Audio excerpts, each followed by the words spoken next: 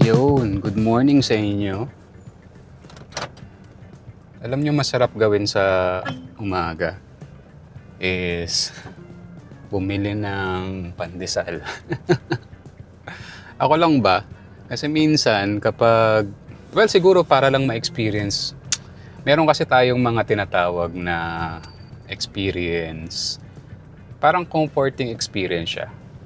So, gusto natin, ginagawa natin siya not just because obligado tayong gawin yung bagay na yun, but because it gives, parang nagbibigay sa atin siya ng fulfillment.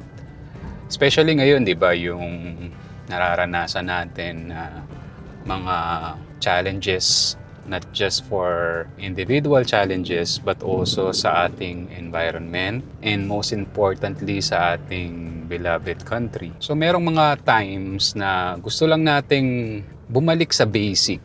Alam mo yung basic na ginagawa natin nung kabataan na inuutusan tayo ng ating mga parents na pumili ka ng toyo, pumili ka ng pandesal.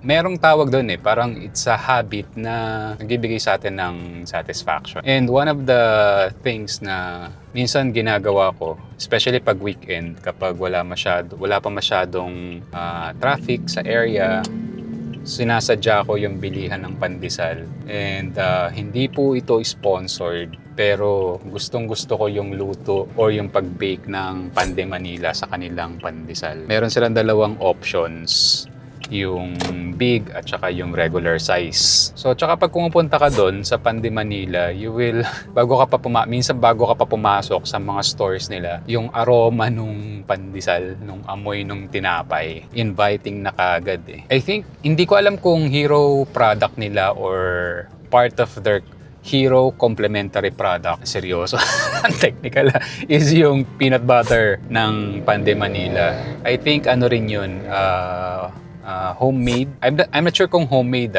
pero ang sarap nung lasa niya, hindi siya ganun. Medyo matamis lang ng konti compared sa mga na-try natin, which is wala pa rin nakakatalo sa peanut butter ng Nilis. Pero yung may laban na rin, palag-palag na rin yun.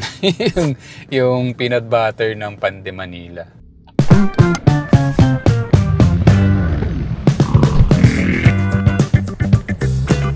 Eight pieces. I mean.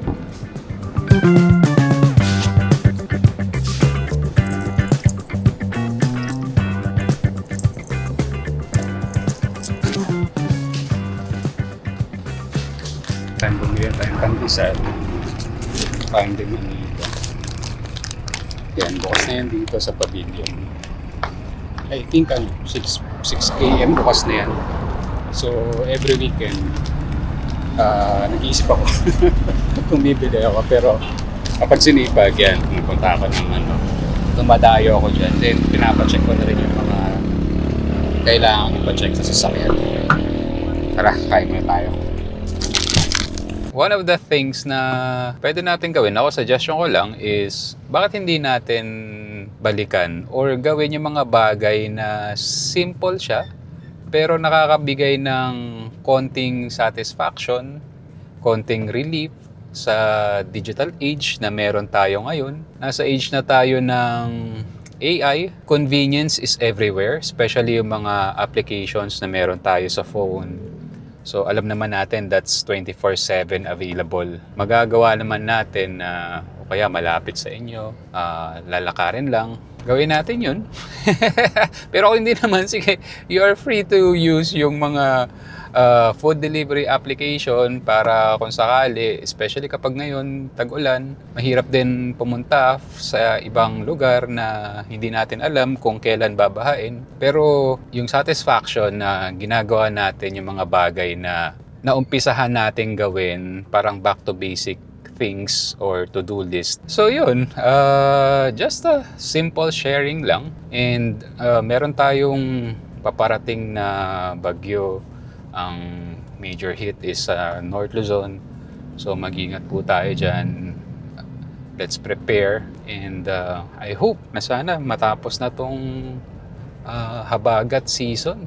para naman we can focus na on other things. Alright, so hanggang dito na lang po muna. Gaya ng lagi kong sinasabi, stay safe, stay healthy, and always be nice only to deserving people. Kita tayo sa next video.